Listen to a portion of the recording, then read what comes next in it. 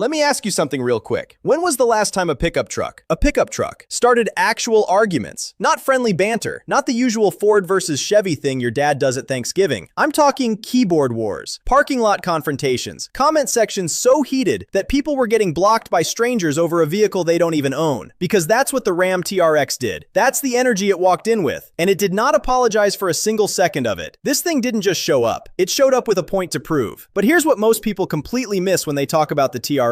It was never just a truck. It was a statement. A loud, supercharged, fuel-obliterating statement aimed directly at everyone who thought they already knew where the ceiling was for American pickup trucks. And depending on which side of that statement you were standing on, you either wanted to marry this thing or you genuinely couldn't stand the sight of it. So today, full story. The ego, the engineering, the controversy, the cult, and the one question that's still splitting truck people right down the middle. Was the TRX a genuine masterpiece? Or was it the most gloriously irresponsible machine America has ever bolted together? Stay with me because the real answer is way more interesting than you think. Alright, to really understand why the TRX landed the way it did, you have to go back. Not to launch day, further, back to when Ram was still the truck brand that serious performance people just didn't really talk about. Like, Ram made good trucks, comfortable trucks, solid trucks, the kind your uncle bought because he negotiated a decent deal and felt good about it. But performance trucks, off-road monsters, desert runners, that wasn't their identity. That wasn't their lane. Meanwhile, Ford had been living rent-free in the conversation since 2010. The Raptor showed up and basically invented a segment nobody knew was missing. A factory-built desert racer in a full-size truck. The kind of vehicle that made people slow down and stare in traffic. The kind that every truck guy quietly wanted, even if admitting it felt like a betrayal. The Raptor had the high-performance truck market completely locked. And Ford was comfortable with that. And that comfort, that untouchable, unchallenged, we own this comfort, is exactly what Ram decided to detonate. But here's where it gets interesting. Because Ram didn't build a competitor, they built a predator. And there's a massive difference between those two things.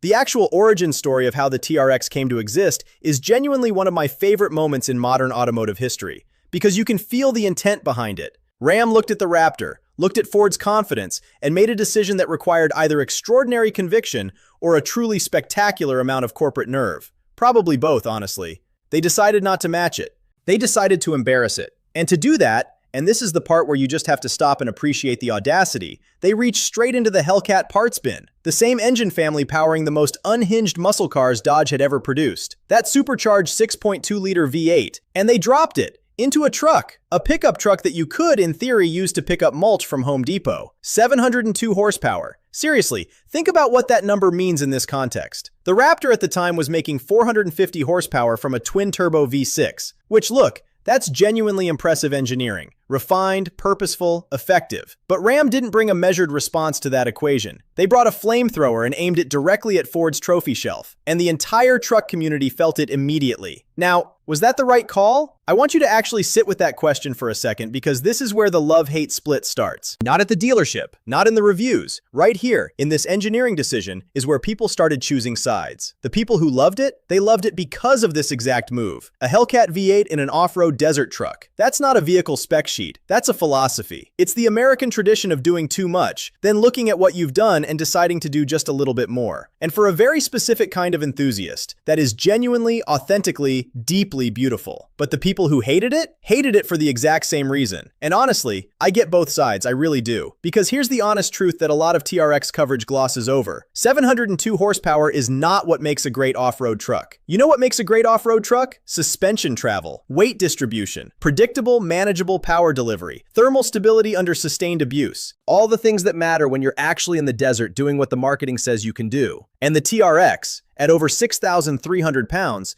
is not what anyone would describe as a nimble off-road instrument. So what even is it? Is it a real off-road weapon or is it a boulevard bully wearing desert racing clothes? The answer is genuinely complicated, and that's exactly why people are still arguing about it. When the press first got TRXs in their hands, the reviews came back chaotic, in the best possible way. Because when you drove it, when you actually committed to the throttle in something this size, the experience was borderline surreal. 0 to 60 in around 4.5 seconds. In a full-size pickup truck, with 13 inches of wheel travel, with 35-inch tires straight from the factory. Journalists were losing it on camera, like full giggling, can't form words, this shouldn't exist reactions. And I completely understand that because there's something about pushing a machine this enormous and feeling the world just compress around you that short-circuits your brain a little bit. But then the fuel economy numbers came out, and people either laughed or had a genuine existential moment. 10 miles per gallon, on a good day, being polite with your right foot, which, if you bought a TRX, you were probably not being. And then came the price, because of course, the TRX didn't just arrive with outrageous power and outrageous fuel consumption. It brought an outrageous number on the window sticker too, starting well north of 70 grand, pushing past 90 with options. And then the market did what it always does when something is desirable and limited. It completely lost its mind. Dealers marking them up $30,000, $40,000 over MSRP. Documented cases of TRXs trading hands at over $120,000. $120,000 for a Ram pickup. And here's the part that actually tells you everything you need to know about this truck. People paid it, without hesitation, enthusiastically. What does that tell you? It tells you the TRX wasn't selling a truck. It was selling an identity. And this is where the story gets genuinely fascinating, because the cultural conversation around this thing runs so much deeper than horsepower numbers and tow ratings. Think about who was actually buying TRXs at those markups. Not ranchers, not people hauling equipment to a job site at 5 in the morning. The TRX was landing in the driveways of athletes, entrepreneurs, entertainers, people who wanted the most dominant, most aggressive, most unashamedly excessive statement vehicle that American manufacturing could hand them. It became a status symbol inside a very specific culture, one that values presence, power, and a certain kind of loudness that a Porsche or a Bentley just can't deliver in the same way. You cannot park a Ferrari in front of a construction site and own that room.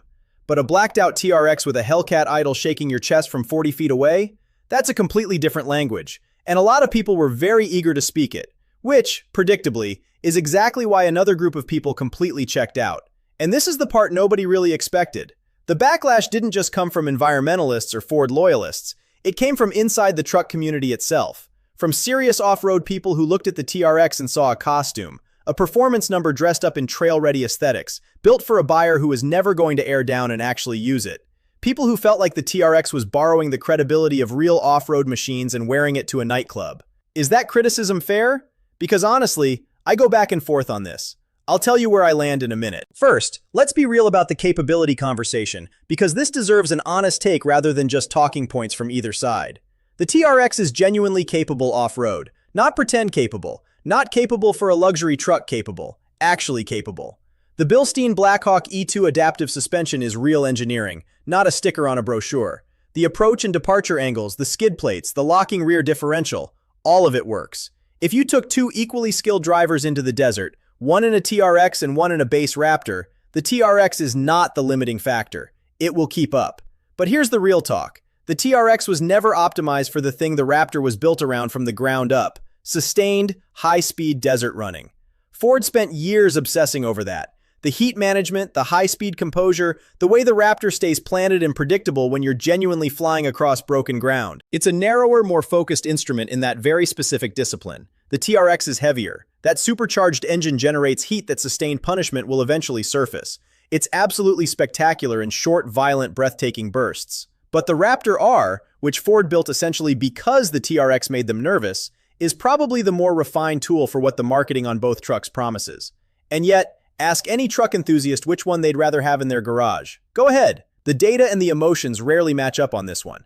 Because here's the thing about the TRX that's genuinely hard to put into words, but I'm going to try. It has soul. That Hellcat engine has a character, a voice, a personality that no turbocharged setup can replicate. Not even close. When you start a TRX and that supercharger whine builds and the exhaust settles into that low, threatening idle, something happens. You feel it in your chest before you even move. It's theatrical, yeah. It's absurd, absolutely. But there's a real emotional connection to that powertrain that I think the people loudest in their criticism have genuinely never experienced from the driver's seat. And I think that's the part that gets completely buried in the MPG arguments and the dealer markup outrage and the off-road purity debates. The TRX made people feel something, intensely, in completely opposite directions, but intensely. And in an era where so much of the automotive industry is trending toward rational, efficient, optimized, a machine that generates that kind of raw feeling is actually kind of precious. Think about it this way. How many vehicles from this exact era are people still going to be talking about passionately 20 years from now? Be honest with yourself. Now here's where the story takes a turn that genuinely got me when I really thought about it. Production ended. The Hellcat era at Stellantis wound down. Regulations, emissions targets,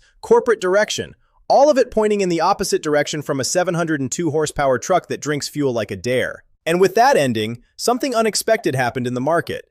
TRX values started holding, then climbing. Low-mileage examples started carrying premiums you'd normally associate with appreciating exotics. The collector community, which traditionally treated trucks as work tools, not investments, started paying attention.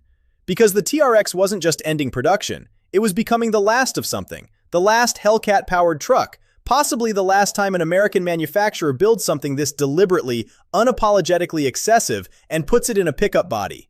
The regulatory window for that kind of machine may genuinely be closed now, and once people realized that, once it shifted from current product to end of an era, the whole conversation around it changed. There's something quietly emotional about that if you really let it land. The things that burn the brightest often burn the shortest, and the TRX burned bright. Okay, here's where I land, and I want to know if you agree, so actually tell me in the comments. Don't just watch and leave. I'm genuinely curious where truck people sit on this. The TRX is one of those rare vehicles that says more about the moment it was born in than almost anything else you could point to. It arrived when the truck segment had grown past transportation, past utility, past even lifestyle, into pure cultural expression. Ram looked at all of that, looked at Ford sitting comfortably at the top, and decided the way to win wasn't to play the same game better. It was to flip the board and start a completely different conversation. Was it irresponsible? Probably. Impractical for most of its owners? Almost certainly. The most refined, most focused off-road tool in its class? No. But the most emotionally resonant, the most culturally significant, the most authentically American pickup truck produced in the modern era? I think you'd have a hard time arguing against it. The haters kept hating, the lovers kept loving,